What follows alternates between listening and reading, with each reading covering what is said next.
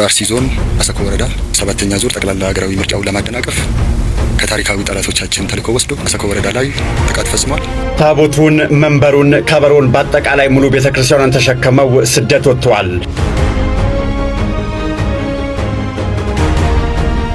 በሬሳችን ላይ የተሳለቃችሁ፣ በእምነታችን ላይ የተሳለቃችሁ፣ እምነት እንደ ዳታንና ቤሮን ምድር ተከፍታ ተዋጣችሁ፣ ምድር ተሰንጥቃ ተዋጣችሁ። ጸሎት ምህላ ተደረገ፣ ምርጫው በሰላም እንዲያልቅ ተባለ። የምርጫው በሰላም ማለት በኦርቶዶክሳውያን ደም ተደመደመ። ትግደሉን ብለን መቆም አለብን። በቃ መገደል ሰለቸን። ሰላም ጤና ይስጥልን ቤተሰብ ደውቃችሁልኝ በአዲስ ቪዲዮ ተመልሼ መጣሁ። በዚህ ቪዲዮ የምንመለከተው የአርሲውን የኦርቶዶክሳውያን ግድያ አስመልክቶ እንግዲህ መንግስት ምላሽ ሰጥቷል። እሱን የምንመለከተው የሚሆነው ለዚህ ደግሞ ብፁዕ አቡነ ጴጥሮስም እንግዲህ ጠንከራ ያለ ንግግር በዚህ ጉዳይ ላይ አድርጓል። እሱን የምንመለከተው ከአርሲ ከቦታ እየወጣ የሚገኘው ቪዲዮ እንግዲህ ብዙዎችን እያስለቀሰ ይገኛል። እሱን የምንመለከተው ነው የሚሆነው። ይሄን ቪዲዮ ላይክ እና ሼር አድርጋችሁ ለሚመለከተው አካል በሙሉ ልታደርሱ ማስተላለፍ ፈልጋለሁ። በመጀመሪያ እንግዲህ የአርሲ ኦርቶዶክሳውያን ሞትና ጭፍጨፋ ግድያ ስንዘግብ ቤተክርስቲያን ቃጠሎ ስንዘግብ እንግዲህ ኦልሞስት ወደ 7 ዓመት ከዛም በላይ ነው እንግዲህ በአርሲ ኦርቶዶክሳውያን የጨፈጨፉ የተገደሉ ያህል ነው የምንገኘው። በዚህ ዓመት ብቻ ወይ ደግሞ 2018 ተገባ ብቻ አሁን አይ ቲንክ 10ኛ ወር ነው 9ኛ ወር የምንገኘው። በዚህ ጊዜ ብቻ እንግዲህ ከ7 ከ8 ጊዜ በላይ ኦርቶዶክሳውያን ሲገደሉ፣ ሲጨፈጨፉ፣ በጅምላ ሲቀበሩ፣ በጅምላ ሲሞቱ እያየን እያስተላለፍን ነበርና ያው እንደምናስታውሰው እንግዲህ ከ2 ቀን በፊት ወይ ደግሞ ከ3 ቀን በፊት በምርጫው ቀን በድጋሚ እንግዲህ ወደ 37 የሚጠጉ ኦርቶዶክሳውያን እንግዲህ ከዛም በላይ ናቸው በጅምላ ተገድለው በጅምላ ተቀብረዋልና በዚህ ጉዳይ ላይ መንግስት ምላሽ ሰጥቷል። ለምን ያ የተፈጠረ እሱን ከታችን በፊት ግን አሁን ላይ ከቦታ የወጡ የሚገኙ ቪዲዮዎች እንግዲህ እዚህ ጋር እንደምትመለከቱት እንደዚህ አይነት ቪዲዮዎች ከቦታ የወጡ ብዙዎችን ያስለቀሱ እያሳሰቡ ይገኛሉ። እዚህ ጋር የምንመለከተው እንግዲህ ኦርቶዶክሳውያን የታቦቱን መንበር ይዘው ስዕላትን ተሸክመው ተሸክመው እንግዲህ ሲሰደዱ ነው የምንመለከተውና እኔ በዚሁ አጋጣሚ የአርሲ ኦርቶዶክሳውያን ጥንካሬ በሁላችን ወይ ደግሞ በረከታቸው በሁላችን ይደር ለማለት ፈልጋለሁ። ይሄ ቪዲዮ ከቦታ እንደወጣው ከሆነ በጣም የሚገርም ጥንካሬ እንዳላቸው ነው የምንመለከተውና ወንድማችን ስሙት። ታቦቱን፣ መንበሩን፣ ከበሮን በአጠቃላይ ሙሉ ቤተክርስቲያኑን ተሸክመው ስደት ወጥተዋል። አሁን ማልቀስ ነው። በእኛ ዘመን ቤተክርስቲያን እንዲህ ስትሆን ማየት በእውነት ያሳዝናል ብቻ ሳይሆን እጅግም ያስደነግጣል። በተደጋጋሚ በምስራቅ አርሲ የደረሰው አሰቃቂ ግድያና ጥቃት ተከትሎ የወጡት እነዚህ ምስሎች መላውን የኦርቶዶክስ ተዋሕዶ አማኝ እንባ እያሰጩት ይገኛሉ። ምዕመናን ሕይወታቸውን ለማዳን በሚሸሹበት በዚህ የጭንቅ ሰዓት ላይ ቅዱሳትን ንዋያተ ቅዱሳቱንና የቤተ ክርስቲያኑን ክብር አስከብረው ተሸክመው በእግራቸው በረሃውን እያቋረጡ ይሰደዳሉ። ይህ በታሪክ ታይቶ የማይታወቅ ምስል ማህበራዊ ሚዲያውን ያጥለቀለቀም ይገኛል። ቤተ ክርስቲያን ከነክብሯ ስትሰደድ ማየት ለሀገር ምን ያህል አስፈሪ ምልክት ነው። በጣም ነው የሚያሳዝነው። እንግዲህ እቺን ሀገር ነው እያደገች ነው፣ ሰላም አላት፣ የበለጸገች ነው፣ ምርጫ ያደረገች ነው የተባልን በየሚዲያ እንደተሰከረውና እንደምትመለከቱት እንግዲህ ኦርቶዶክሳውያን በገዛ ሀገራቸው በገዛ ምድራቸው መኖር ከብዷቸው የተሰደዱ እንግዲህ እንመለከታለንና ይሄን ቪዲዮ እንግዲህ የብዙዎችን ልብ ነክቶ ብዙዎችን እያስለቀሰ ይገኛል። በጣም ነው የሚያሳዝነው። በዚህ ጉዳይ ላይ እንግዲህ መንግስት ምላሽ ይሆነኛል የሚለውን ነገር እኔ እንጃ ባላሳያችሁ ደስ ይላል። እንደዚህ ነገር ግን እስቲ እንመልከት።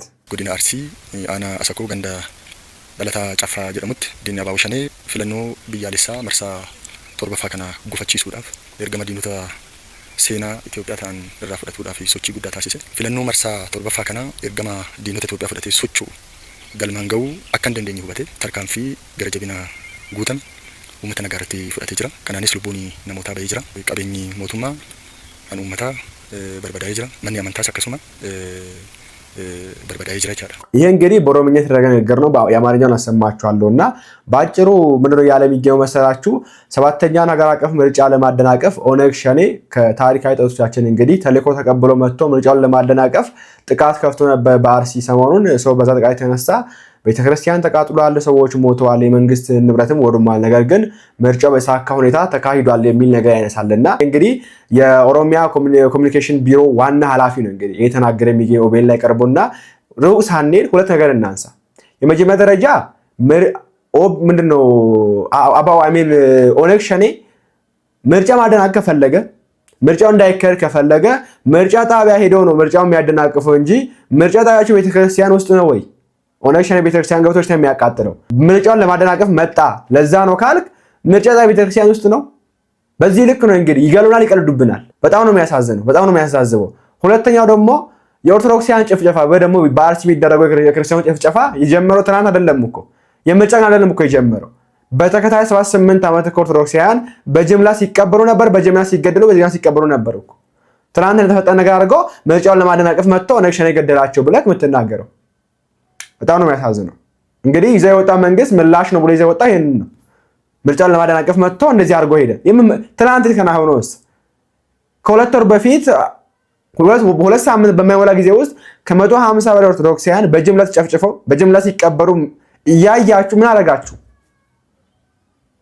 በጣም ነው የሚያሳዝበው። በዚህ መንገድ ባትቀልዱ መልካም ነው። አንዳንድ ጊዜ ዝምታ ባይዘው የመንግስት ዝምታ አሪፍ ነው። እንዲሁም የአባቶችን የመንግስት ዝምታ እኔ ብዙ ጊዜ መንግስት የሚናገር አባቶች የሚናገሩ የሚነገር አልስማማበትም።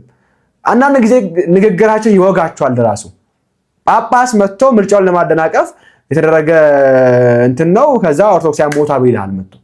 ትናንትም እኮ ሲሞቱ ነበር ኦርቶዶክሳውያን። ለዚህኛው ግን ምርጫው ምክንያት አድርጎ ያቀርብልሃል። የሆነ የአርሲ ቤተ ክህነት አሰራሪ ምናምን መጥቶ እርስ በርስ ያለ ግጭት ነው ከዛ ሞቱ ይልሃል። ይወጋል ባይዞ ንግግራቸው። አንዳንድ ጊዜ ዝም ብትሉ መልካም ነው። ወይ ጥሩ ተናገር ወይ ዝም በሉ። ይሄ ገዳዮቻችንን እንድናመሰግናቸው የተሰጠውን ጋዜጣዊ መግለጫ እንስማ እስቲ። በአርሲ ዞን አሰኮ ወረዳ በዕለተ ጨፌ በሚለው ቀበሌ የሰባተኛ ዙር ጠቅላላ ሀገራዊ ምርጫውን ለማደናቀፍ ከታሪካዊ ጠላቶቻችን ተልዕኮ ወስዶ ስምሪቱን ሰጥቶ ታሪካዊ ከሆኑ ጠላቶቻችን የተቀበሉትን እንዴ አንተ ሰውዬ ታሪካዊ የሚባል ጥላት ምንድነው ያለው? እኛ የምናውቀው በእኛ ዕድሜ የምናውቀው እርስ በርስ ስንዋጋና ስንጨፋጨፍ እንጂ ከየት የመጣ ታሪካዊ ጥላት ጋር ተቆራኝተው አይነት ነገር እንዴት ታወራለህ? እየጠየቅን ያለ ነው ንጹሃን ኦርቶዶክሳውያን አንተ በምትመራው ክልል ውስጥ ኦርቶዶክሳውያን ማዕከል ያደረገ ጭፍጨፋ ተደርጓል ነው እያልን ያለ ነው እንጂ ወዴት ነው አጀንዳውን የምትወስዱት? ምርጫው የሚከናወነው ኦርቶዶክስ ተዋሕዶ ቤተክርስቲያን መቅደስ ውስጥ ነው እንዴ? በአሰኮ ወረዳ ላይ ጥቃት ፈጽሟል። በጥቃቱም የንጹሃን ዜጎቻችን ህይወት አልፏል። እየታረዱ በግፍ እየተገደሉ ያሉት ኦርቶዶክሳውያን ነው። ወዴን ነው ሽፋን የምትሰጠው?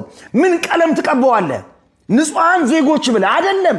ንጹሃን ኦርቶዶክሳውያን ተነጥለው በሃይማኖታቸው ብቻ ነው የተገደሉት። በህዝብ አገልግሎት ላይ በጤና ተቋማት ላይ ጥቃት ፈጽሟል። ነገር ግን የኦሮሚያ ብሔራዊ ክልላዊ መንግስት የጸጥታ ኃይሎች አስፈላጊውን ዋጋ ከፍሎ የሚቀድመው የሰው ህይወት ስለሆነ አትቀረድ። ምንም አይነት የጤና ተቋማትና ማህበረሰብ አገልግሎት የሚሰጡ ነገሮች ላይ ጥቃት አልተፈጸመም። ጥቃት የተፈጸመው ቤተ ክርስቲያን ላይ ብቻ ነው። የሞቱብን የኛ ኦርቶዶክሳውያን ናቸው እንጂ ሌላ ተቋም አብሮ እንደነደደ ሌላ ተቋም አብሮ እንደተቃጠለ አድርገ ማቅረብ ይሄ ድብን ያለ ውሸትና ውንብድና ቅጥፈት ነው። ትምህርት ቤት አልነደደም፣ ጤና ተቋም አልተቃጠለም። የነደደውና የተቃጠለው የኛ የኦርቶዶክሳውያን ቤተክርስቲያን ብቻ ነው።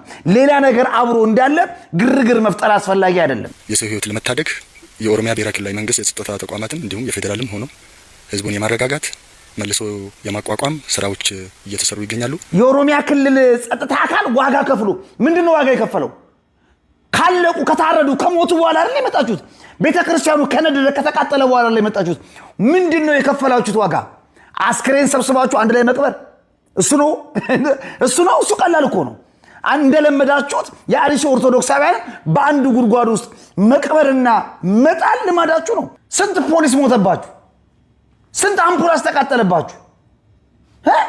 ምን ያህል ዋጋ ነው የከፈላችሁት? ኦርቶዶክሳውያንን ለማዳን ቤተክርስቲያን እንዳይቀጠል ስንት ኮሎኔል ሞተባችሁ? ስንት ወታደር አለቀባችሁ? እኛ እኮ እሱን ያልተረዳናችሁ። ቡድኑ ዋና ዓላማ አንደኛው ቀደም እንደጠቀስኩት ምርጫውን ለማደናቀፍ ከታሪካዊ ጠላቶቻችን ተልዕኮ የወሰደ ምርጫ ማደናቀፍ የምን ስለ ምርጫ ነው የምታወራው? የምር አርሲ ምድር ላይ ምርጫ ነበር እንዴ? ምርጫ እኮ አልነበረም። እየተመረጡ የተገደሉ ኦርቶዶክሳውያን አሉ እንጂ ስለምን የምርጫ ግርግር ነው የምታወራው? የዛሬ 4 ወር እኮ አርሲ ላይ ኦርቶዶክሳውያን ሞተዋል። የዛሬ 6 ወር እኮ አርሲ ላይ ክርስቲያኖች ተጨፍጭፈዋል እኮ። ያኔ ምርጫ ነበር እንዴ? ምርጫ በምን አይነት አይውራችሁ ነው የምታስቡን? ስታዩን ጥጦ የምንጠባ ህፃናት እንመስላችኋለን እንዴ? መሆኑ መጠን ያ አልሳካ ሲል የጭካኔ በትሩን በንጹሃን ላይ አሳርፏል። ዓላማው የብሔርና የሃይማኖት ግጭት አስነስቶ ማህበረሰቡ አንድነቱን ጠብቆ አብሮ የኖረውን ደሞ ቀየርከው። ምን አደረከው? ጦርነት ለመፍጠር እርስ በርስ ሁከት ለማንሳት አልክ እንዴ? አርሲ ያሉ ኦርቶዶክሳውያን እኮ ከመስቀል ውጭ ምን አላቸው? ሰርቶ ከማደር ውጭ ምን አላቸው? የአርሲ ኦርቶዶክሳውያን እኮ ትልቁ ጌጣቸው ድህነታቸው እኮ ነው። ትልቁ ሀብታቸው መሞት እኮ ነው። በእናንተ መገደል እኮ ነው። ሌላ ምን ሀብት አላቸው እንዴ? ከማን ጋር ነው ጦርነት የሚከፍቱት? በምን አቅማቸው? ራሳቸውን መከላከል የማይችሉ ሰዎች ከማን ጋር ነው ጦርነትን የሚከፍቱት? ምን አለበት በሰላም እንኳን ብንሞት ግድ የለም ግደሉን፣ ግን በሞታችን ላይ አትቀልዱ። ይሄ ነው እንግዲህ በዚህ መንገድ ነው የሚቀልዱብን። ይገሉናል፣ ያፌዝቡናል። በጣም ነው የሚያሳዝነው። ወደ ቡጻ ወነ ጴጥሮስ ከሚያቸው በፊት ይሄን እንመልከት። እኔ መንጋላው ቅሚኔ አባት ጴጥሮስ ነው እጁን ለካቴና ግንባሩን ለጥይት ሰጥቶ ለሀገር የሞተው። የኔ አባት ጴጥሮስ ነው ሞትን የማይፈረው ዓለምን የናቀው ዘር ያላቆሰለው የአማኞቹ እረኛ የሀገር ዘበኛ ከሞት አስነሳና እግዜር ዳግም ስጠን ትንሣኤን አጠብቅ ልጆች አለቅን። እኔ ልቅደም የሚል አርበኛ አባት የለን እና እግዜር ጴጥሮስን አስነሳ አባታችን ስጠን። እኔ ዛሬዎች ቅንጡ ማርቼዲስ እያሽከረከሩ በአማኞቹ መሞት ትርፍ እያጋበሱ እነሱ ሞትን የማይደፍሩ መነኮሰ ሞተ የሚለውን ብሂል እያቀነቅኑ ሚሊዮን በእጃቸው ይመነዝራሉ። እኔ ዛሬዎች እንዲህ ናቸውና እግዚአብሔር ጴጥሮስን አድለን ዳግም አስነሳና እንኳን ድምፅ መሆን ከማች ጋር መሰለፍ ያውቅበታልና ከፊቱ ነው ማለፍ። ዘመን ጭጋግ ሆኖ ስም ቢደበዝዝ ተከታይ ብታጣም ተግባርክን ሚይዝ በዘር ተከፈለ ክህነት ጳጳስነት በሴራ ተሹመው ግድ አይሰጣቸውም የአማኞቹ መሞት። አባት ዓለም ጴጥሮስ የእኛ አርበኛ ጴጥሮስ በደም የታነጸ ቃል ይነበባል። እምነት ያቆመው ታሪክ ይከብራል። አንተን መሳይ ጳጳስ የለ በዚች ሀገር የሕዝብን ሞት ሙቶ ነፃነት ቢሰብክ ለሀገር ለምድር ትውልድን ለማዳን ራስህን ሰጥተህ ለክብር ለሕይወት ያልሳሳህ ብቸኛው አንተ ነህ። እንኳን ለኦርቶዶክስ ለክብር መሞቱ ለእናት ኢትዮጵያ ፋሽስት ድል አድራጊ በከበረ ሞቱ ጠላት ጠመንጃውን ወደ አንተ ሲያነሳ በልበ ሙሉነት መሬቷን የባረክ አባት አንተ ብቻ፣ ጴጥሮስ አንተ ብቻ፣ አርበኛ አንተ ብቻ፣ በልበ ሙሉነት ህዝቡን ይፍታህ ያለ አባት አንተ ብቻ። እንኳንስ ህዝቧ መሬቷ ይገዛ ብሎ የገዘተ አባት የነበረን ዛሬ እንዴት ሳጣ። የአርሴ ደም ጎርፍ የኔ ይሁን ብሎ የሚሰለፍ ቀድሞን እግዚአብሔር ጴጥሮስን አስነሳ ዳግም አባት ስጠን። እግዚአብሔር ጴጥሮስን አስነሳ ዳግም አባት ስጠን። አርበኛው ይነሳ ዳግም አባት ስጠን። እግዚአብሔር ዳግም አባት ስጠን። እሳት መካከል የሚኖር ህዝብ አለን። በፍርሃት ውስጥ የሚያድር ልጅ አለን። እንባቸው የማይነጥፍ እናቶች በዝተዋል። ኑሮ የሚሰብክ አባት ተርበዋል። ሞቶ ሕይወት የሚዘራ አባት ተጠምተዋል። ጠፍቷል በምድራችን ያንተን ሞት የሚሞት ልዩ ደቀ መዝሙር። እግዚአብሔር ጴጥሮስን አስነሳ ዳግም አባት ስጠን። እግዚአብሔር ጴጥሮስን አስነሳ ዳግም አባት ስጠን። ባንገታችን ማተብ ገለው ሳይጨርሱን እግዚአብሔር አባታችን ስጠን። ጴጥሮስን አስነሳ አባታችን ስጠን። ይህ ነው እንግዲህ ሌላ ምን ይባላል? እረኛ የሚባሉት እንግዲህ መንጎች በየቦታው ይበላሉ። እነሱ ማርሴዲስ ይነዳሉ፣ ቪኤት ይነዳሉ። በዛ ከተባለ መግለጫ ያወጣሉ። እስቲ ሲኖዶሱ ከመግለጫ ያለፈ ነገር በዚህ ጭፍጨፋ ላይ ያደረገው አስተዋጽኦ ምንም የለም። በቃ መግለጫ ይወጣል፣ በቃ መግለጫ ይወጣል፣ በቃ መግለጫ ይወጣል፣ በቃ ምንም ሌላ የሚደረግ ነገር የለም። መግለጫ ብቻ። ያ መግለጫ መቼ ነው የሚወጣው? ተጽፎ የተቀመጠ መግለጫ ቀኑ ይቀየራል፣ ቦታ ይቀየራል። ዙቃላ ከሆነ ዙቃላ የሚል ይቀየርና ቀኑ ይቀየራል። አርሲ ላይ ከሆነ ደግሞ ወደ አርሲ ይቀየርና ይወጣልሃል። ራሱ ነው የሚነበበው። ከሆነ ካዝና ይወሰዳል፣ ፖስት ይደረግልሃል። ወጥቶም እኮ አይናገሩም። እንዲሁም ፖስት ነው በጽሁፍ ነው ፖስት የሚያደርጉት። ራሱ ንቀት ለመንጋው ያላቸው ንቀት ማለት ነው ለመናገር። ይሄን ደፍረን ነው የምንናገር አባቶች። እኔ ኃጢአት ከሆነ ይሁንብን፣ እንዲሁም ድብን ያለ ኃጢአት ይሁንብን፣ ሲኦል እንገባበት፣ በዚህ ችግር የለውም። በጣም ነው የሚያሳዝነው። ብፁዕ አቡነ ጴጥሮስን እንስማቸው። ጸሎት ምህላ ተደረገ ምርጫው በሰላም እንዲያልቅ ተባለ። የምርጫው በሰላም ማለት በኦርቶዶክሳውያን ደም ተደመደመ። ታያለህ፣ ምርጫው ሲያልቅ በኦርቶዶክሳውያን ደም ተደመደመ። ያውም እኮ ጸልየው ጸሎት አድርገው ምርጫው በሰላም ይለቅ ብለው የጸለዩት ሰዎች እንደገና ደማቸው ፈሶ የምርጫ መመረቂያ ያደረጓቸው ወገኖቻችን። ታዲያ ምን ልትለው ትችላለህ? ስለዚህ ምን እናድርግ ለሚለው ነገር የመጀመሪያው ነገር ቢያንስ ሌላ ምንም ነገር ማድረግ ባንችል አትግደሉን ብለን መቆም አለብን። በቃ መገደል ሰለቸን። ጠቅላላ 60 ሚሊዮን ኦርቶዶክሳውያን አሉ። አትግደሉን ብሎ መቆም አለበት። በቃን መሞት ሰለቸን ይበል ማህበረሰቡ። ይህንን ትንሽ ትልቁ እዚህ ሀገርም የትኛው ሀገር ያለው ማህበረሰብ በሙሉ ኦርቶዶክሳውያን እንኳን ቢነሳ በቂ ነው።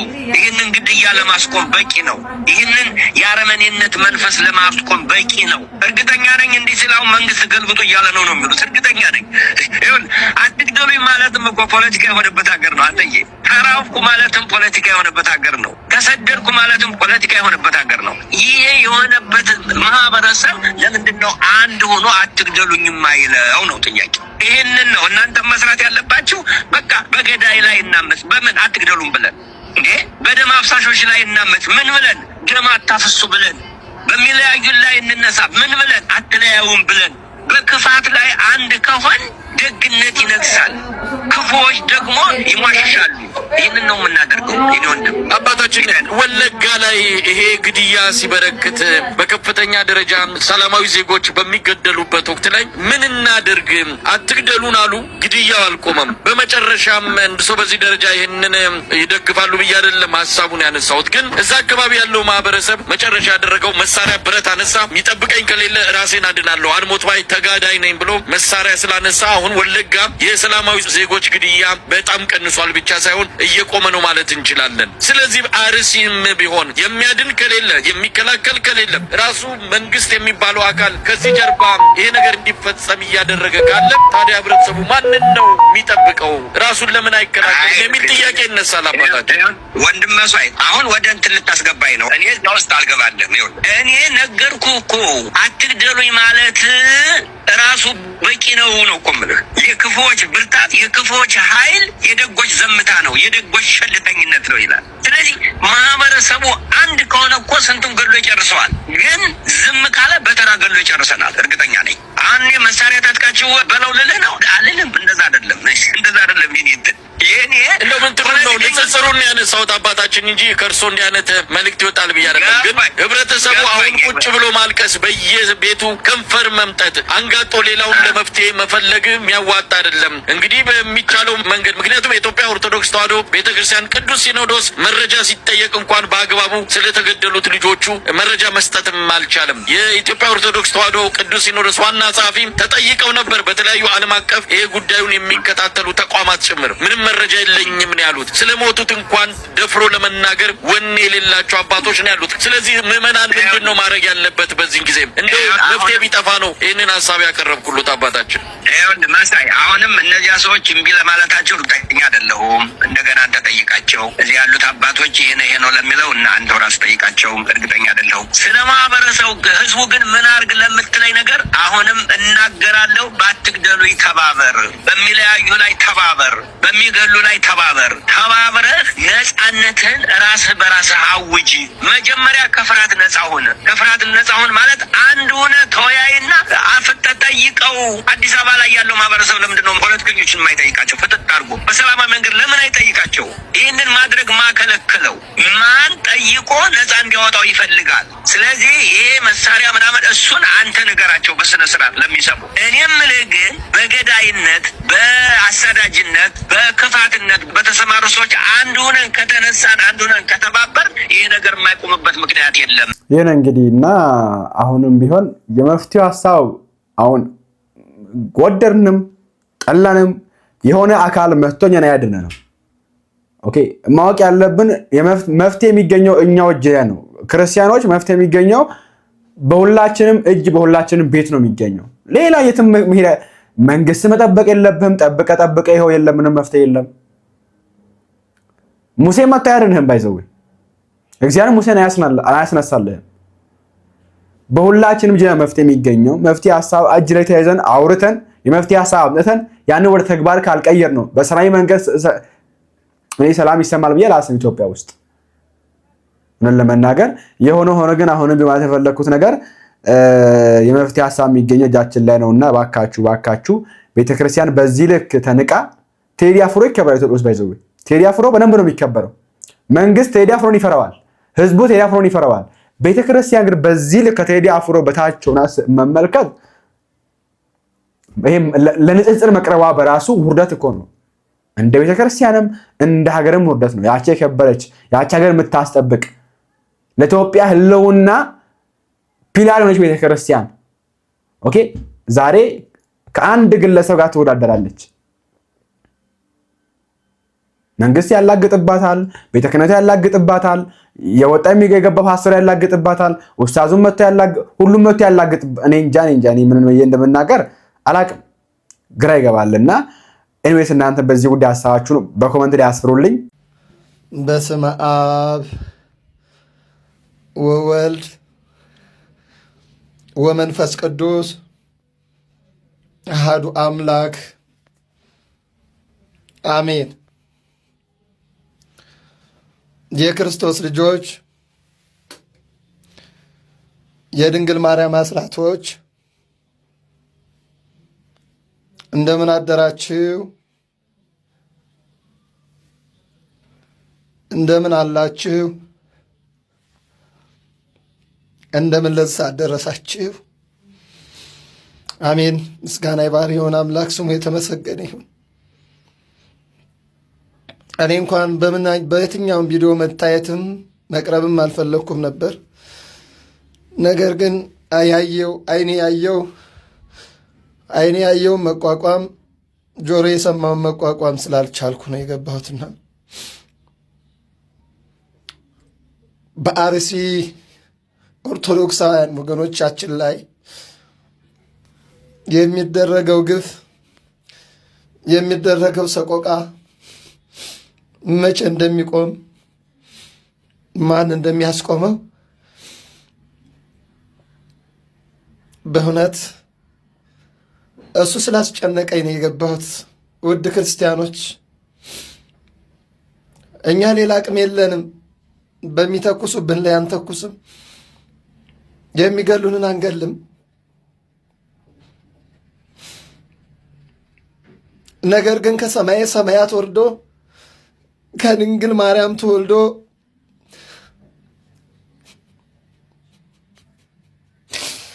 የሞተላቸውን ክርስቲያኖች እግዚአብሔርን ንቆ የእግዚአብሔርን ፍጥረት ማጥፋት ተገቢ አይደለም። ሰው ከንቱ ነገርን ይመስላል፣ ዘመንም ያልፋል፣ እናንተም ታልፋላችሁ።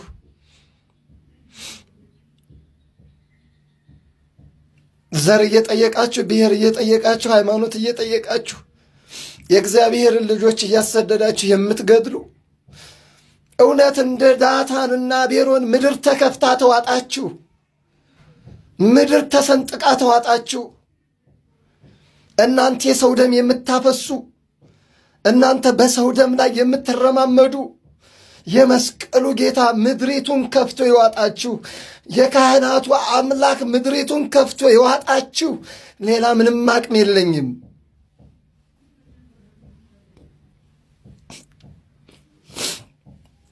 ምን ጠየቋችሁ? ምን ፈለጉባችሁ? 100 ዓመት ቤተ ክርስቲያን 100 ዓመት የቆየ የክርስቲያኖችን ማምለኪያ ያቃጠላችሁት ምን አደረጋችሁ? ቤተ ክርስቲያን ምን አደረጓችሁ? ክርስቲያኖቹ ምን አደረጓችሁ? አባቶቻችን ምን አደረጉ? ምን ወሰዱባችሁ? ስልጣናችሁን ወሰዱባችሁ? ምናችሁን ነኩ? ምናችሁን ተቀናቀኗችሁ?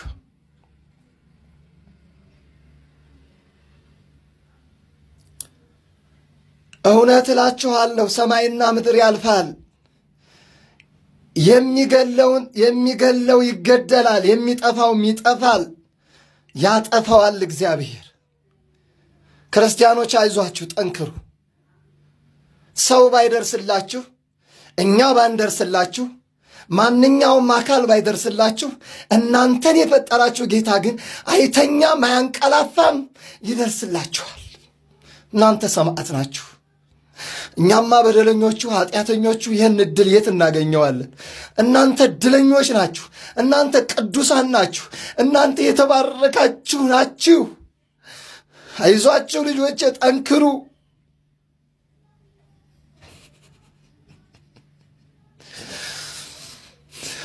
ምን አቅም አለኝ? ምን ላግዛችሁ? ምን አቅም አለኝ? ምን ብዬ ልውጣ? ምንስ አቅም አለኝ? ምን ብዬ ልናገርላችሁ? እንዴት ስልሆንላችሁ? የኔ አባትነት ከንቱ ነው። እምባዬም ቢሰማ ለመድኃኔዓለም ነገርኩላችሁ። ደም የሚያፈሱ ሰይፍ የሚመዙ በሰይፍ ይጠፋሉ። እናንተ ግን ክርስቲያኖች ናችሁ። ጽኑ፣ ጠንክሩ፣ አይዟችሁ። አሁን እከሌ ይደርስላችኋል፣ እከሌ ይመጣላችኋል አልላችሁ። እኔም እመጣላችኋለሁ አልላችሁ። አቅሜ የለኝ። የመስቀሉ ጌታ እሱ ያጽናችሁ። በመስቀል ላይ የዋለው ጌታ እሱ ያጽናችሁ። እናንተም ብሎ የመጣው ጌታ እሱ ያጽናችሁ። ሰው ብሎ የመጣው ጌታ፣ የተገረፈልን ጌታ፣ 666 ግርፋትን የተገረፈላችሁ አምላክ እሱ፣ በደሙ ያዋጃችሁ አምላክ፣ በደሙ ያቋማችሁ አምላክ፣ በደሙ የመሰረታትን ቤተ ክርስቲያን ያቃጠሉትን ዝም የሚላቸው እንዳይመስላችሁ። ሕንፃውን አይደለም ያልኩት፣ ሕንፃውስ ነገ ይሰራል። ለሕንፃው አላለቅስም እኔ። ኃያል ነው የምሥራች አብሳሪው ቅዱስ ገብርኤል። አይደለም ለራሱ ለሰው ይተርፋል። ታምረኛው ቅዱስ ገብርኤል ሥራውን ይሠራል። አናርድም፣ እንታረዳለን። አንገልም፣ እንሞታለን። ይሄን አባቶቻችን አውርሰውናል።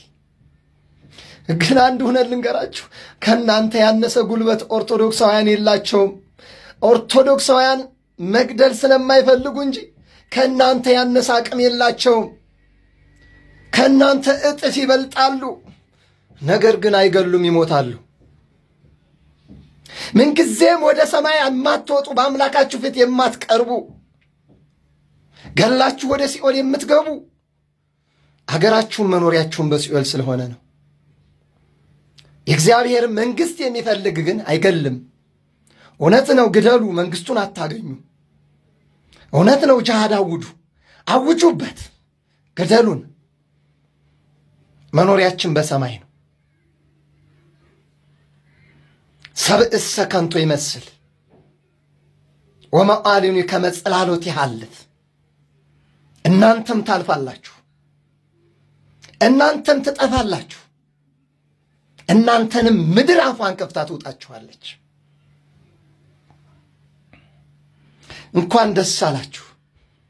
የክርስቲያኑን ደም ስላፈሰሳችሁ፣ ቤተ ክርስቲያን ስላቃጠላችሁ እረካችሁ፣ ደስ አላችሁ። ካህናትን ሰቅላችሁ በገመድ አስራችሁ ቁልቁል ሰቅላችሁ ስላረዳችሁ ደስ አላችሁ። እኛ ግን አሳልፈን ለእሱ ሰጥተናችኋል። እሱ ይበቀላችኋል። እሱ ይበቀላችሁ። ኃይላችን እሱ ነው። የመስቀሉ ኃይል ይበቀላችሁ። ሌላ ምንም አቅም የለይ። ክርስቲያኖች አይዟችሁ። ኦርቶዶክሳውያን በእውነት አባቶቻችን ጳጳሳቱ እያለቀሱላችሁ ነው። በዛሬው ጊዜ በእውነት የስተዛሬው ለየት ያለ ነው። የዛሬው ለየት ያለ ነው ከስተዛሬውም። በየቦታው አባቶቻችሁ እያለቀሱላችሁ ነው። ትልልቅ አባቶች እንባቸውን እያፈሰሱላችሁ ነው። እንደኛ ያለው ሳይሆን ትልልቁ አባቶች እንባቸውን እያፈሰሱላችሁ ነው። አይዟችሁ፣ ጠንክሩ።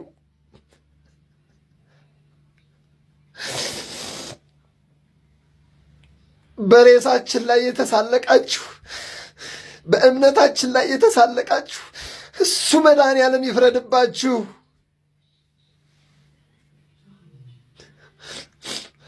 ጽኑ ክርስቲያኖች፣ ጠንክሩ። እምነታችሁ እንደ ክር ቢቀጥንም አይበጠስም። አይዟችሁ። የሞቱት አባቶቻችሁ አምላካቸው ታረቁ እንጂ አልሞቱም። የሞቱት እህቶቻችሁ ከአምላካቸው ጋር ሆኑ እንጂ አልሞቱም። አይዟችሁ፣ ዳግም ትንሣኤ አለ። አይዟችሁ፣ ጥኑ፣ ጠንክሩ፣ ወደ ሰማይ አምላካችሁን ለምኑ። ስልጣን የፈለጉ አካል ቢሆኑም እስካሁን ድረስ ይጠፉ ነበር። እናንተ ስልጣን ስላልፈለጋችሁ ነው የጠፋችሁት። ደም የሚፈልጉ ስለሆኑ አልተፈለጉም። የክርስቲያንን አንገት የሚያርዱ ስለሆነ አልተፈለጉም እንጂ በእውነት እነሱ ከማንም አቅም በላይ ሆነው አይደለም። ለማንኛውም በእውነት እግዚአብሔር ክርስቲያኖች እግዚአብሔር ያጠንክራችሁ፣ አይዟችሁ፣ ከጎናችሁ ነው ያለ ነው። አቅማችን ባይችልም በአቅማችን ግን በእንባችን እያገዝናችሁ ነው። ትልልቅ አባቶች እና አባ ኪዳነ ማርያም ሳይቀሩ አልቅሰውላችኋል። እና አቡነ ማትያስ አልቅሰውላችኋል። ብዙ ታላላቅ አባት እያለቀሰላችሁ ነው። ጳጳሳቱ አልቅሰውላችኋል። ዝም አላሏችሁም። አትፍረዱባቸው፣ አቅም ስለሌላቸው ነው። ግን እያለቀሱላችሁ ነው። ድሮም አባቶቻችን ጦር ይዘው አይወጡም፣ ጋሻ ይዘው አይወጡም፣ ገጀሞ ገጀራ ይዘው አይወጡም፣ መሳሪያ ይዘው አይወጡም። የአባቶቻችን ኃይላቸው መስቀላቸው ነው። እያወገዙላችሁ ነው፣ እያለቀሱላችሁ ነው። እግዚአብሔር ያጽናችሁ፣ ያጠንክራችሁ። ይህንን ቀን መድኃኔዓለም ወስዶ መልካሙን ቀን ያምጣላችሁ። በጫካ ውስጥ ያላችሁ የተራባችሁ ራቡን መድኃኔዓለም ይቀንስላችሁ። በጥም ያላችሁ ጥሙን መድኃኔዓለም ይቀንስላችሁ። እንግዲህ አባቶችን በዚህ ልክ ማስለቀስ እኔ እንጃ አላቅም። እኔ እቺ ሀገር የሚጠብቃት ፈተና ገና እኔ የነዚህ ሰማዕታት ደም እቺን ሀገር ምን እንደሚያደርጋት በህይወት አኖር ለማየት ያብቃል። ይህን ማለት እንፈልገው ነገር ባካችሁን ዝምታ ያለ ቦታው ሲሆን አያምርም ነው እንደሚባለው። አሁንም ቢሆን ሁላችሁ ሻሳቀም ድምጻችሁን አሰሙ ያስፈልጋለሁ። እግዚአብሔር ለሀገራችን ሰላም ያርግልን። ቸር ቆዩልኝ።